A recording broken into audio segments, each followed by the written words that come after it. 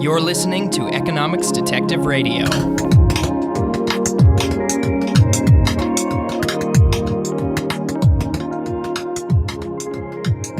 My guest today is Jari Eloranta. He is a professor of comparative economic history and business history at Appalachian State University.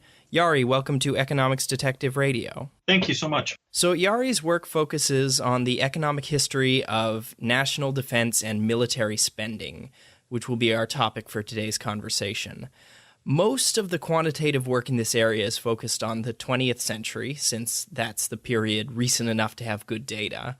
But I want to cover the topic in broad strokes. So, Jari, how about we start by discussing military spending in pre-modern societies? How would a pre-modern state generally finance its military? I know it's a broad question, so feel free to narrow it down if that helps.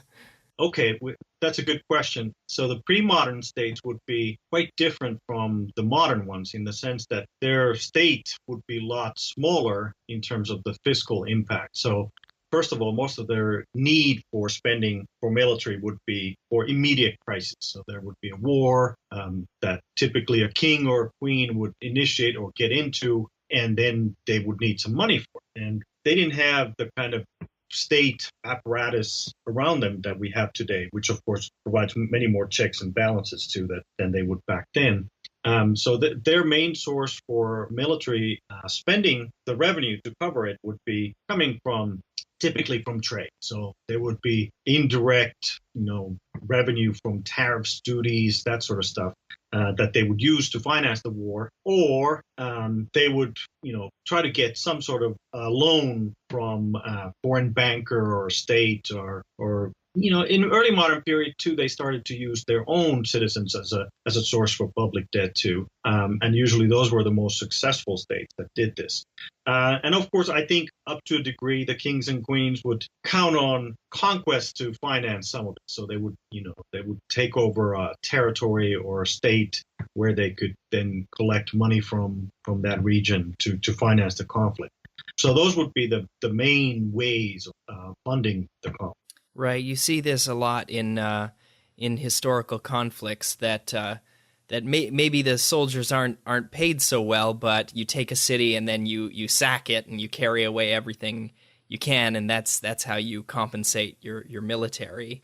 It has many disadvantages compared to the more modern way of doing things. Yes, absolutely, because you don't have the guaranteed revenue stream. You can't really anticipate if the conflict becomes longer, then you're really in trouble. You might go deeper into debt, which might be harder to cover. You're then relying on emergency loans that would be high interest rate loans. And so you'd kind of be digging yourself a big hole. And of course, in the early modern period, they would have different kinds of military too. So sometimes you would use your own citizens for the conflict, for the war effort, or part of it. And then you might use mercenaries for other parts of it, kind of like what modern militaries nowadays do. So they have many modern militaries have kind of veered towards professional soldiers.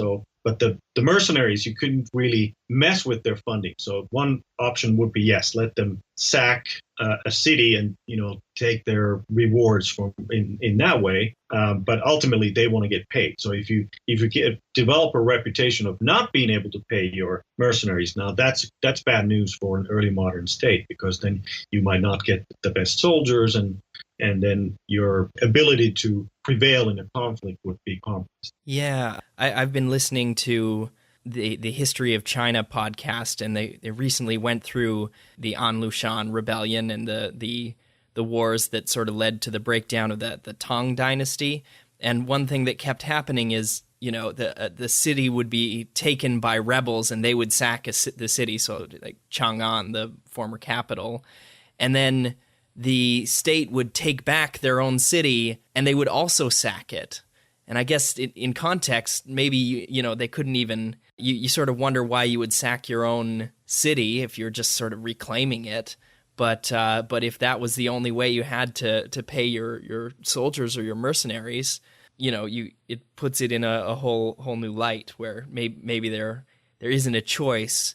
So moving on to the modern era, or the way I've always learned it, is that the French Revolution is sort of this turning point, at least in European history. It's the point where military conflicts go from these sort of smaller affairs between nobles and the kings and queens of Europe to these massive clashes between entire populations. There's this idea of total war. So institutionally, what changed? And was it really a dramatic shift, right? Like a switch being turned on at the French Revolution, or was it more of a gradual buildup of things? I would say it's a more gradual buildup because when we look at the 18th century warfare, the conflicts keep escalating. So the size of the conflict, they get bigger and bigger. There's more navy involved. There's bigger armies involved. So if we look at the conflicts before that, before the French Revolution and Napoleon, we're already starting to see armies of 500,000 men, these are very large armies. So of course that we can put that into context too. You mentioned China. So if we look at China in ancient period, if you look at the Warring States period, 400 BC, they already had armies of that size. But in the European context, we didn't quite see those massive armies, at least, I would say since the Roman Empire, which would have maybe towards the 2nd, 3rd centuries would have armies close to that size in terms of standing armies. So the conflicts are getting bigger in the 18th century, and the French Revolution wars related to that. There's such almost a constant phenomenon all throughout the French revolutionary regimes, which changed very fast in the 1790s.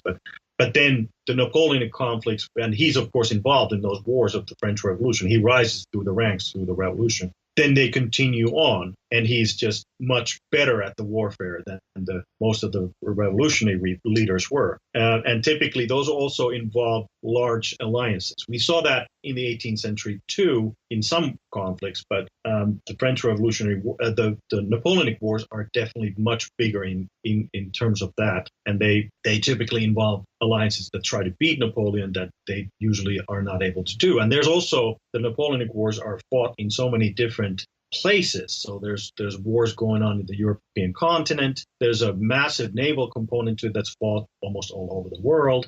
There's war going on the Iberian Peninsula, which becomes a really nasty war. And it's fought by initially by the Spanish, but then the Portuguese and the British, and they managed to sort of stop Napoleon from acquiring the entire peninsula. So it becomes a drag on them. Of course, then when Napoleon decides to go further east to Russia, which becomes the Achilles heel for him, then that expands the scope even further. So, I mean, there's some scholars, David Bell, a historian who studied the Napoleonic Wars, has really, like you said, talked about these as in the context of a total war. So total war meaning that they encompass everything about warfare. So before that, I would say early 18th century warfare was still a little bit more, I guess, polite, gentlemanly affair.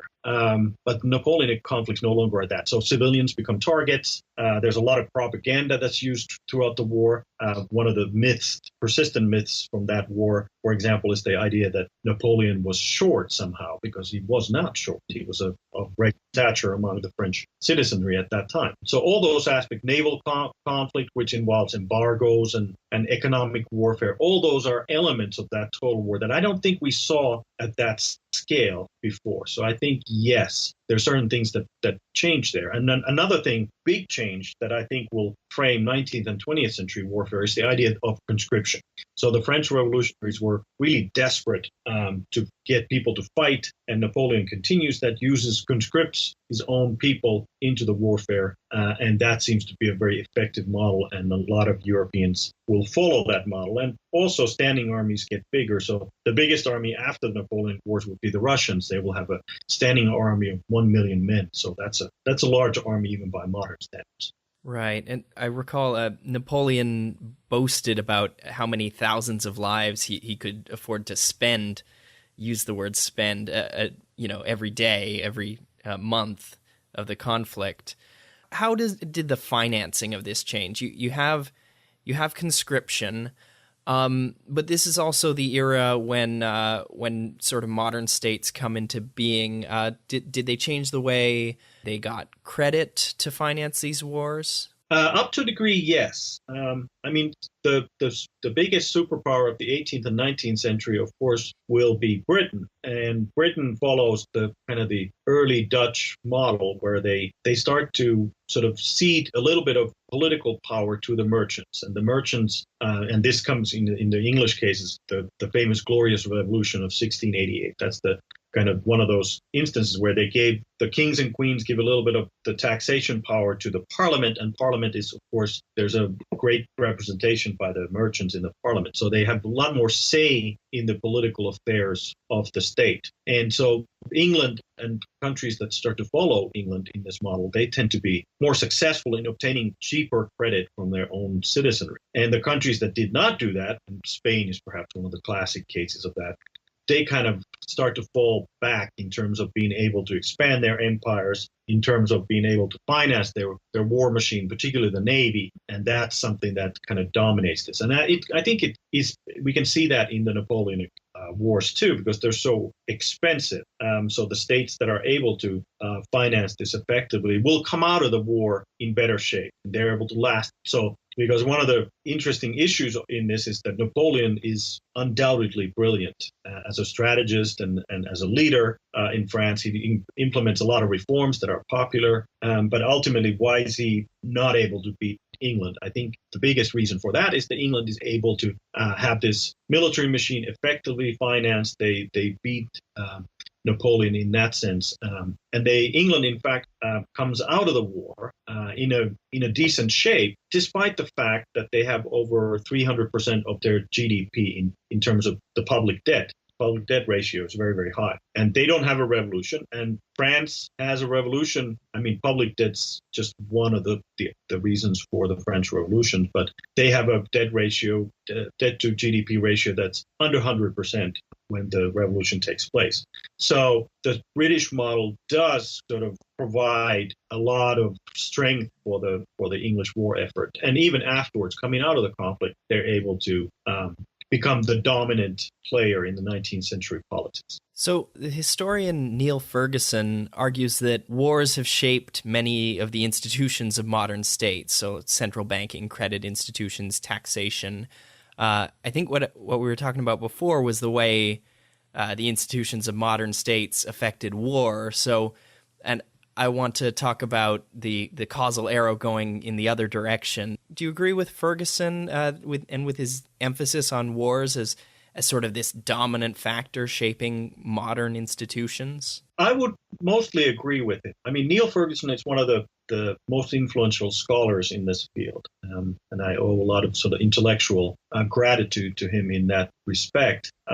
He may be overemphasizing the role of conflicts a little bit. I think we have to qualify what kinds of conflict. If they're recurring conflicts of large scale and scope, or conflicts that have a long duration and really drain the national resources, then yes, I think they have sort of shaped those types of institutions. But I think overall, I think it's not a clear sort of causal. I don't know if we could draw such a clear sort of causal arrow between warfare and those types of institutions. I think they're more kind of dual. There's a dual causality perhaps going on there in terms of other changes going on in these societies as well. But yes, I mean, warfare, military spending is definitely linked to those things. That, you know, if you have a system of public debt, you need to have stock markets, you need to have banking systems, and you need to have certain sort of institutions in place, a little bit more democratic institutions in place that inspires confidence in the government that's fighting these conflicts. So I think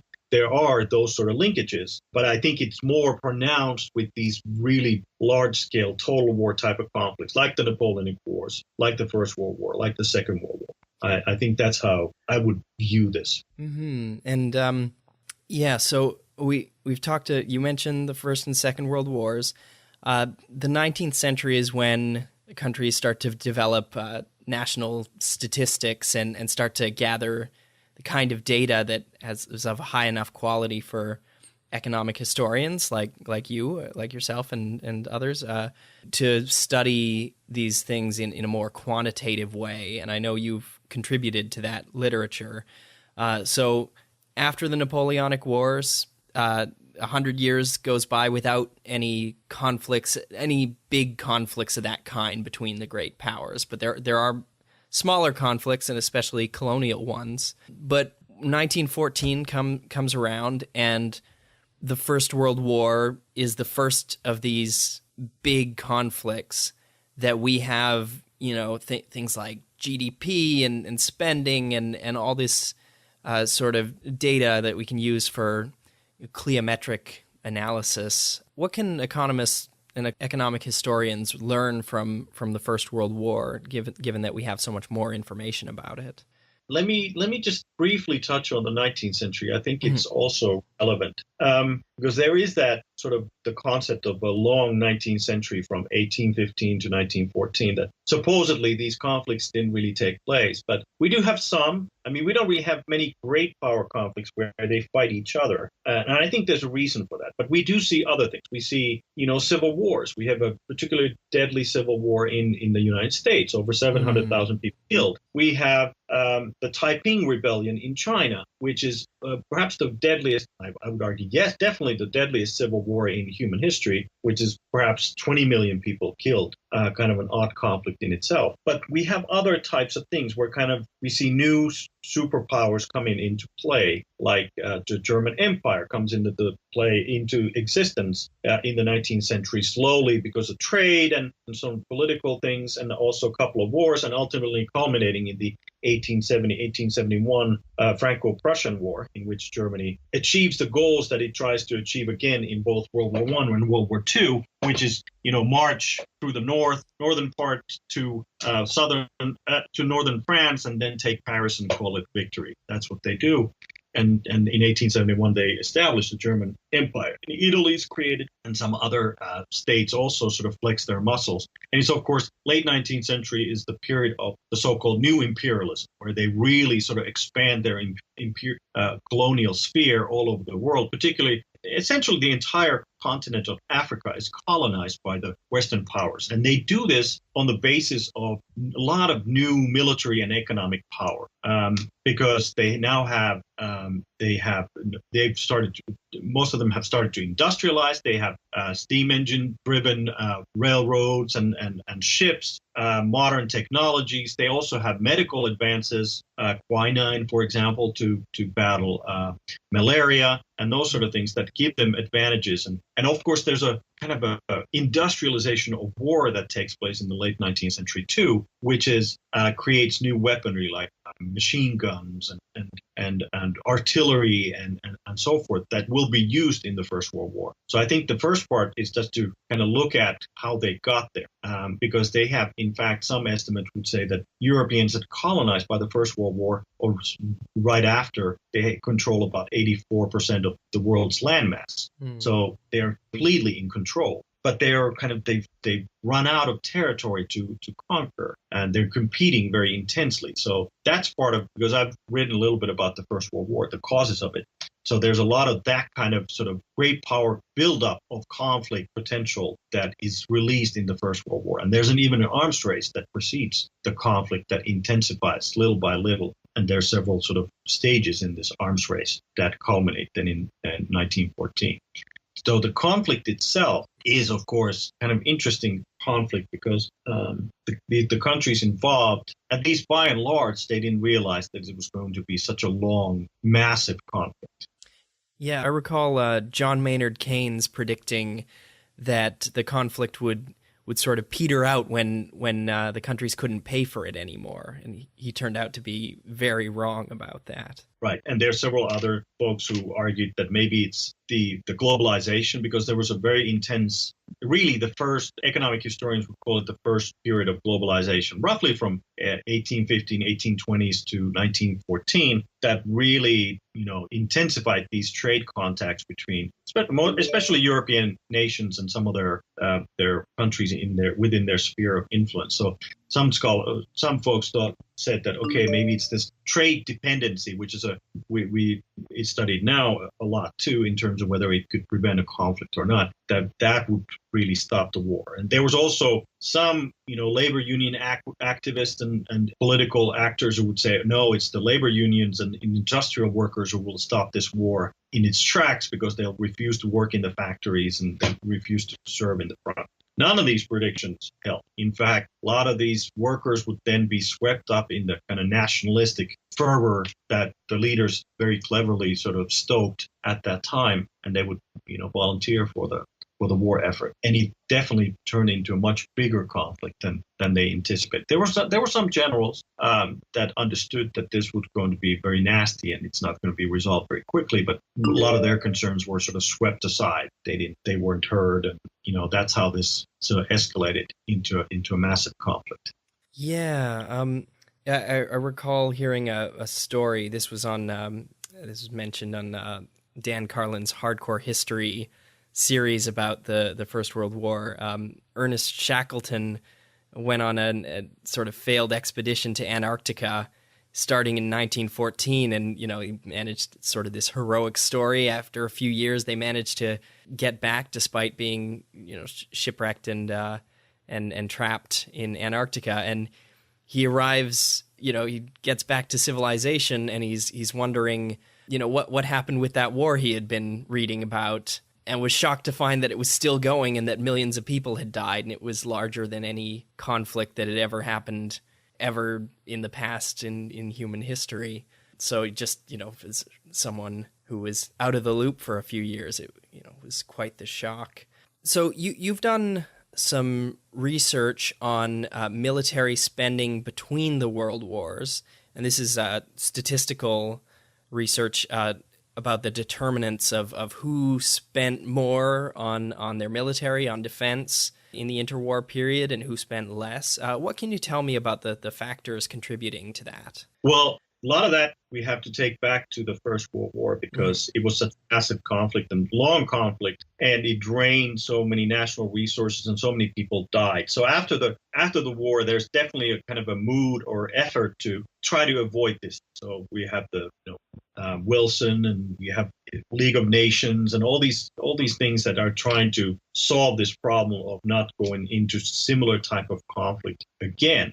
So there's definitely a mood, anti-war mood right after the conflict that tries to channel itself into these solutions that ultimately fail. So, for example, the League of Nations was hobbled right from the beginning because the biggest proponent of that, which was the United States, ultimately doesn't join it. So it's really weakened. I've also written an article on the League of Nations that one of the fundamental problems within it was that the leading players in it, which were Britain and France, they had different goals for the League of Nations. France, in fact, would have wanted League of Nations to be an alliance that would really militarily kick in kind of whenever there's a problem. They send in peacekeepers and try to contain the conflict. And Britain was becoming much more isolationist.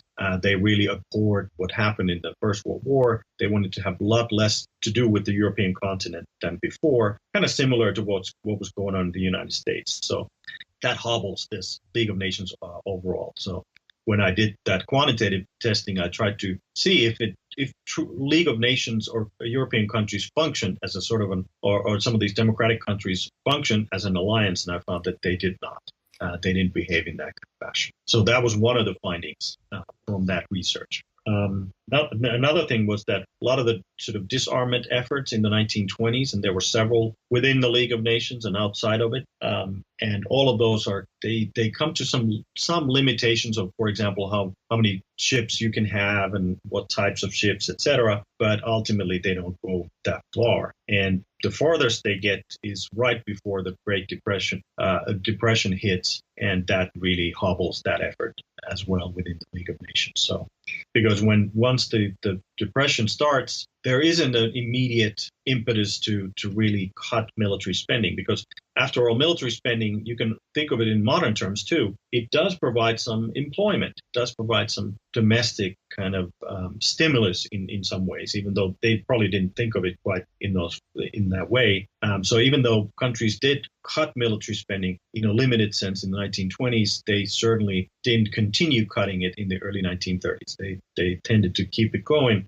So in the U.S., you would have some shipyards building ships and that sort of stuff that would provide some limited help in the 1930s. And of course, the Depression will bring in a lot of authoritarian regimes in power in Europe. They had some already in the 1920s, but 1930s really when we see many of these come into power. Hitler, of course, being the most famous one, but Mussolini already came to power in the 1920s, and we see similar developments in Portugal and Spain and in Eastern Europe. And what I also found out which is not that surprising, is that these regimes, these more authoritarian regimes, started to rearm fairly quickly and fairly aggressively in the early 1930s. So they are already kind of in a way preparing for war. And that was always part of Hitler's strategy too, that they would conflict ultimately, kind of like what we talked about for the early modern period. Conflict ultimately would be financed by conquest, that they would get territory and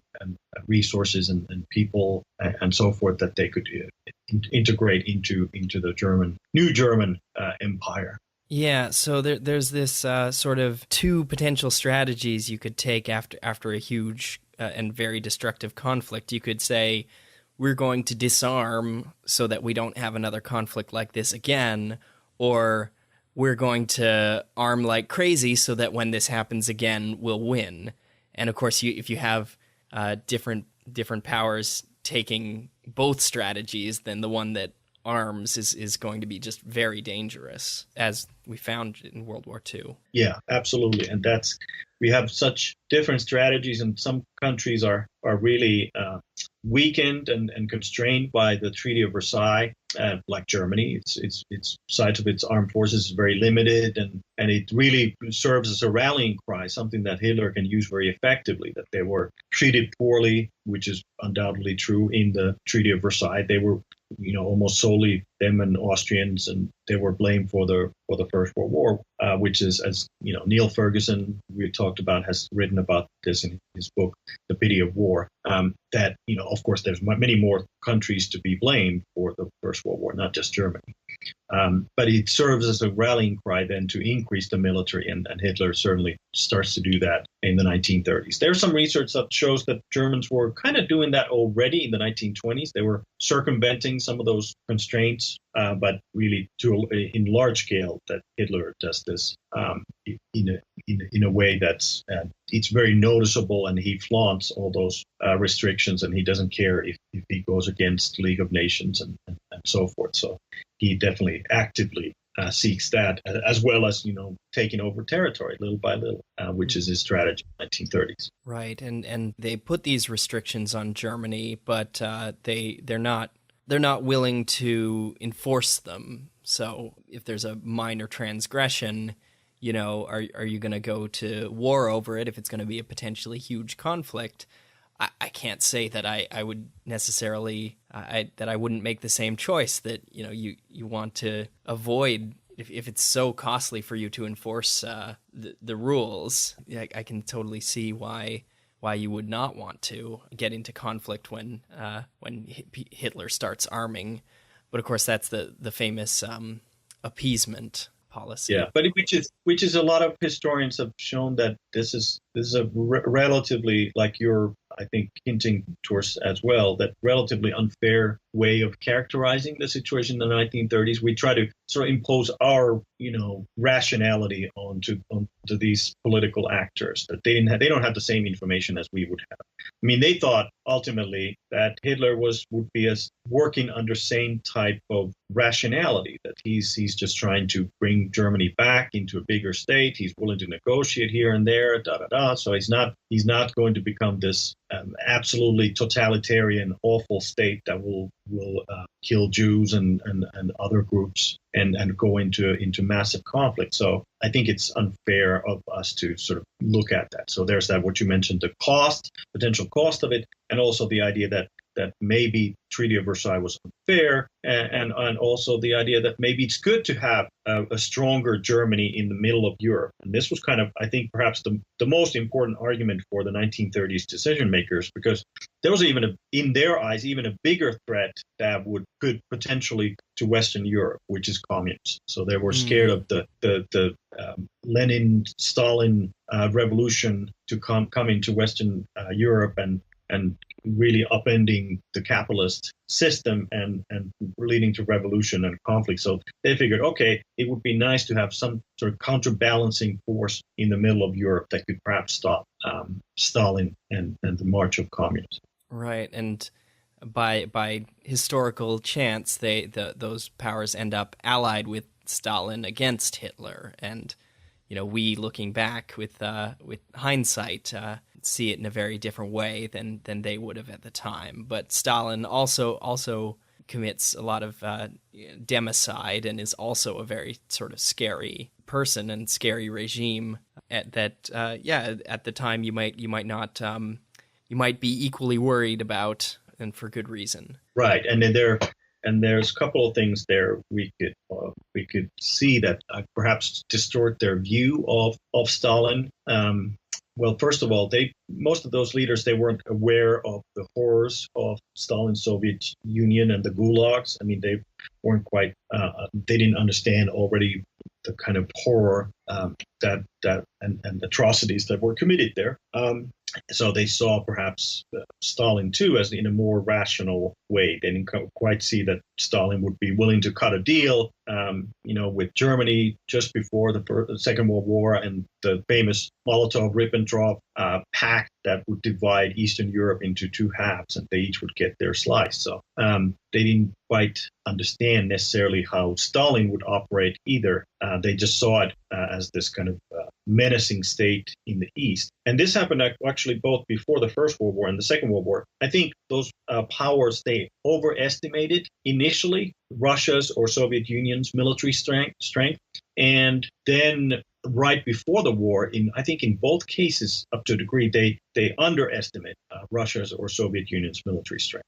And in the case of before the First World War, the reason for that was the 1904-1905 Russo-Japanese War that exposed Russia's naval weakness. So countries started thinking, wait, maybe overall Russia is weaker than we thought. And I think that is somewhat detrimental. It also, and we see that in the first battles of the First World War, when Russians take on the Austrians and they mop the floor with the Austrians. So that's something that really wakes up Germany. Say, hey, wait a minute, we really underestimated them. Same thing perhaps happens with just before the Second World War. So there's an instance that it certainly hurt the Soviet military strategy and war effort that was to come, that Stalin really executes much of his high command because he thought they were plotting against him. Another thing is that under that period when really not that much conflict was going on yet, Poland had been conquered the Second World War starts in September 1939. But there was a war that Soviet Union fought against Finland. I'm from Finland myself, so I'm very familiar with Finnish history. My relatives fought in this war. It's so-called Winter War that starts in November 1939, ends in March 1940. So it's not a very long one, but this war, and Finland being a very small country at that time, about 3 million people, fighting against big Soviet Union, war goes very badly for Soviet Union. They suffer a lot of losses in the battlefield. The Finns are able to sometimes capture large numbers of Soviet troops and material and so forth. So I think this war also gives a sort of mistaken perception that Soviet Union's weaker than they actually were, which influenced, of course, Hitler's thinking of in 1941 attack, the Barbarossa attack into Soviet. So some of those things also kind of perhaps mistaken perception of the strength of a country. And once you have those misalignments in terms of how people view other countries, then mistakes will be made in the political field overall. Right. This is kind of something maybe comes up in game theory. If both sides of a conflict have accurate information about how the conflict will happen, if say there are two sides and they both know that if they go to war, side A will win, there's no reason for them to go to war at that point. It would be less costly for side B to just, immediately surrender or something. So there's this imperfect information is sort of a necessary part of the whole story. Anytime countries find themselves at war with one another, they must have some kind of difference in ideas about who will win and at what cost. And it's sort of, it's almost strange that conflicts ever happen, and that threats and diplomacy don't resolve these things before nations actually come to blows. Right, and I think that's something that the decision makers don't always think that way. So they don't always look at. For example, in the 1920s and 30s, the League of Nations actually produced a lot of statistics on size of navies, military spending, that sort of stuff. So give you a pretty good view of what the other countries were doing. And in fact, I've studied this data and compared it to what the best data we have coming from national accounts and so forth. And in fact, the military spending data, for example, is quite accurate. So they had a pretty good idea of what was going on with the other countries in the interwar period. Not necessarily anymore in 1938, 1939. They kind of started losing their sources of information. But nonetheless, they had a pretty good idea of how the other countries were doing. But they didn't necessarily think of in those terms. So as someone who studies conflict, I've started to view conflicts more in the ways of that structurally, I guess, that economics, in fact, plays a big role in it. So if you don't have adequate industrial facilities to produce weaponry and so forth, if you don't have the management structures to manage a war economy, if all those different elements of total war, if they're not in place, then you're not going to be able to win a conflict, especially a conflict that becomes a protracted, long, drawn-out, kind of nasty type of conflict, then you're not going to do well. So I think those factors are very key, but decision makers don't necessarily look at those kinds of things. Even today, they don't necessarily look at those kinds of things. Sometimes, generals, if you think of generals going into the First World War, often they thought, okay, because that's the way they were taught. They thought that, okay, we just do a couple of quick offensives, we defeat them here and there, and then we take over the city, and boom, we're done. So they didn't necessarily think of in those terms of a massive conflicts that will require all these resources and commitment determined. So yes, if two of us will look at conflicts, you would represent one country, I another country, and we lay it all on the table, and I look at your resources and say, wow, you have all this stuff, and there's no way I can defeat you. Well, to say, okay, thank you, let's come to a deal. But of course, the game theory would dictate when we don't have the accurate information. We end up in that poor equilibrium where everybody does the bad thing, and everybody will be drawn out into this conflict. So that's kind of the unfortunate problem we have, that decision makers don't necessarily behave to what to us would be rationally, or they don't necessarily have that information. Sometimes they can also have aspirations of glory and all that kind of stuff that leads them astray as well. Yeah, you mentioned thinking about conflict as just two countries, or as if there are two people, two decision makers. But of course, you've written about war as sort of a war and defense in like a public choice framework. There are, of course, many interested parties that contribute to military spending and ultimately conflict. The way I always learned it in economics classes is mostly just public defense, national defense is just an example of a public good, and it's non-rivalrous and it's non-excludable, and that's it. That's pretty much all that was talked about in terms of it.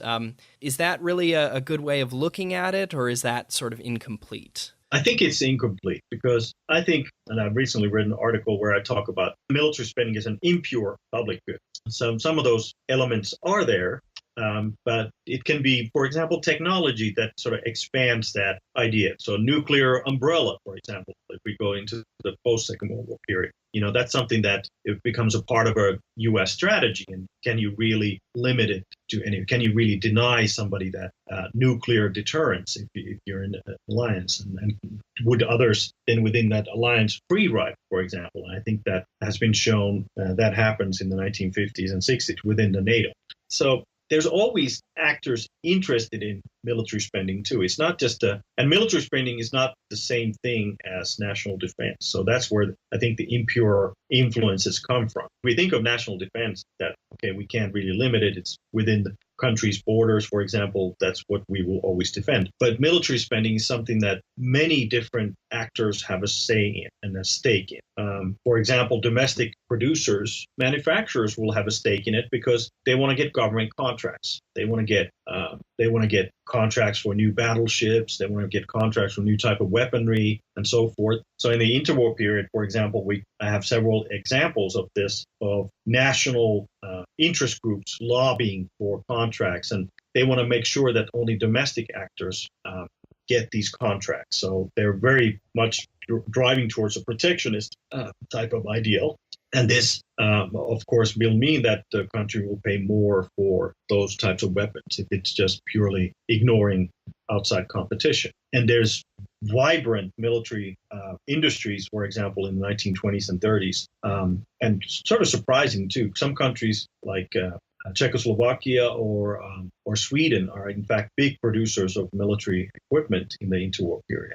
And they sell it all around the world. But yet, always those constraints come into play that sometimes the domestic interest groups can manipulate those contract proceedings and so forth. So that's where the sort of the public choice stuff comes into play. Bureaucrats will have their own interest, and military officers will have their own interest. So you not often, but sometimes you end up with weapon systems that are not the best possible alternative. And you are kind of stuck with it. And that becomes you bought a weapon system or technology that's expensive, taking longer than anticipated to develop, maybe not as effective in the long run. And those are the kind of problems that have plagued, of course, military procurement even in latter part of the 20th century or 21st century.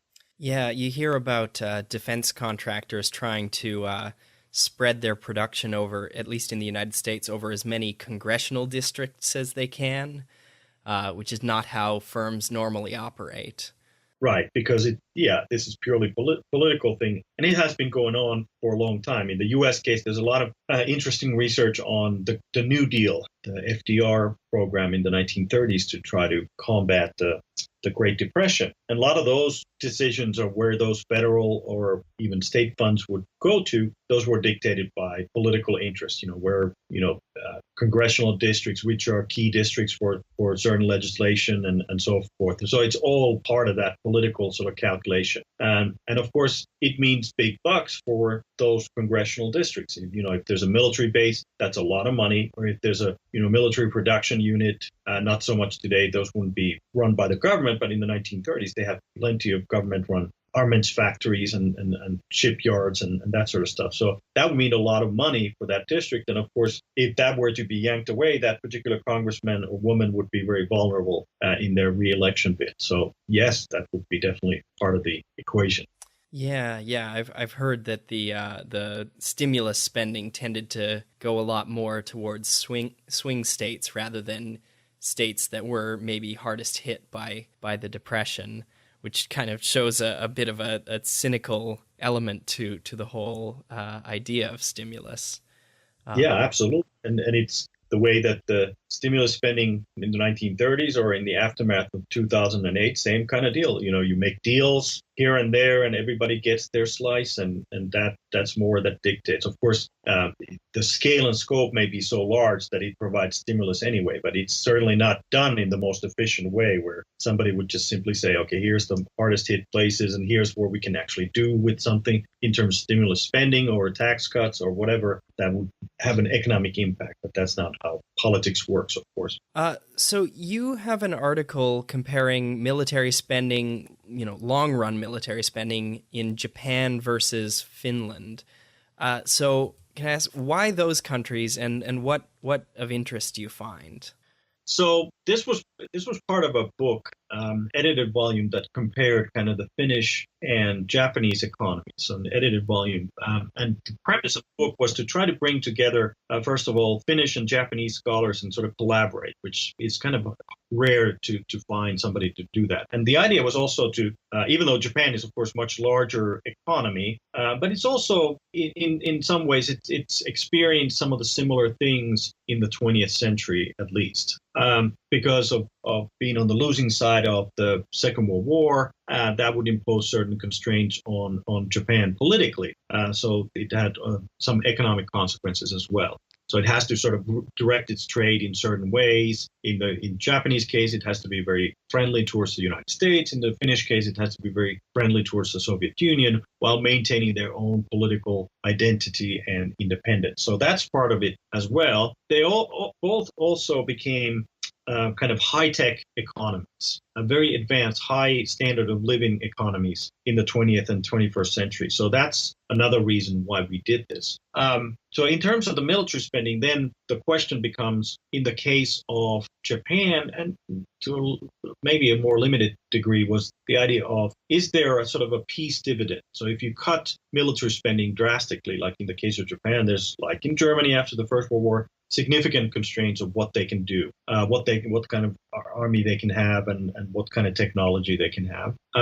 Then if you drastically cut military spending, is that what caused the Japanese economic miracle that lasted at least until the 1980s?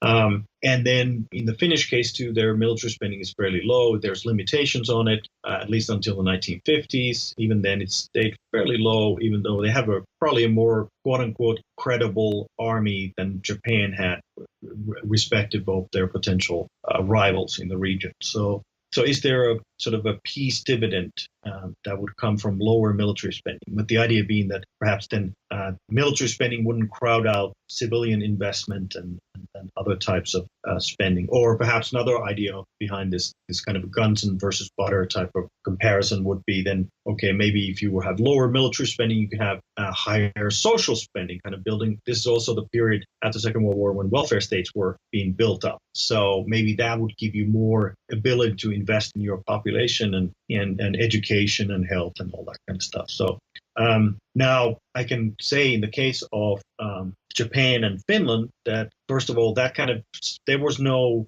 guns versus butter trade-off between social and military spending. In fact, it didn't matter if military spending went down, that social spending would go up. They're not linked in that way. In fact, they're determined by different forces. So it doesn't really have that kind of impact. And we saw this in more broader scale in 20th century when welfare social spending starts to increase. In fact, both of them increase often at the same time. So they're not connected in that way that we often tend to think. The other thing is that would there be a sort of economic growth effect then from military spending? I think that too is hard to find. I think military spending wasn't that pervasive in the case of Finland, perhaps more so in the case of Japan before the Second World War. But so when the First World War started, 1939, Japan is already essentially at war. They have already, they're at war with China since 1937. So their military spending is already % of GDP. So that is really a warfare state that is in warfare. And that certainly would hurt their economy. But it's hard to find that, what is really the threshold when it really would start to hurt the economy. So I think most of the research and what we found out and Finland comparison is that I don't think we can really conclusively say that there was a peace dividend, that the lower military spending really spurred on the Japanese economic growth miracle. I think it has to do with other factors, internal domestic factors, investments in human and other types of capital and so forth. So Japan was a highly advanced industrialized state even before the Second World War. So this is more of a continuation of that potential economic growth that had occurred or been created earlier in the 20th century. Do you have any closing thoughts? Anything we didn't cover? I would just say that we live in an interesting sort of period because the kind of a peace dividend, if you like, with the ending of the Cold War in 1991. There was the 90s were kind of the period of hope that maybe there would be less of a conflict-prone future for us, but that has since gone by the wayside. So I'd say from early 2000s, we've seen this increasing, if you look at the CIPRI figures, for example, increasing military spending in the world. And so there's no real sort of end in sight in terms of some sort of period of major disarmament. So all kinds of conflicts like terrorism and otherwise, rise of regional powers like China and Russia and so forth, all those things have destabilized the world today. So we're heading into a period of higher military spending. And of course, it matters what U.S. will do in terms of its geopolitical role. Will it return to more of isolationist stand? Or will it continue to be more of a world power as it had been in the 20th century? All those are open questions. So, and NATO's future is uncertain, but it does provide a very significant counterbalance in Europe to Russia's sort of new imperial ambitions, if we can call them that. So all those things are adding up to a lot of uncertainty. So not just economically do we live in a period of uncertainty with potential for crisis, and we have very low interest rates, and so the ability for central banks to really control economies is very limited now. Also politically and militarily, we live in a period of great deal of uncertainty, which of course, with imperfect information, as we talked about, will lead to higher spending and more potential conflicts in the future. So I guess that would be the one thing that I would just highlight in the post-Cold War world, that we're heading into similar type of dynamics again. My guest today has been Jari Eloranta. Jari, thanks for being part of Economics Detective Radio. Thank you.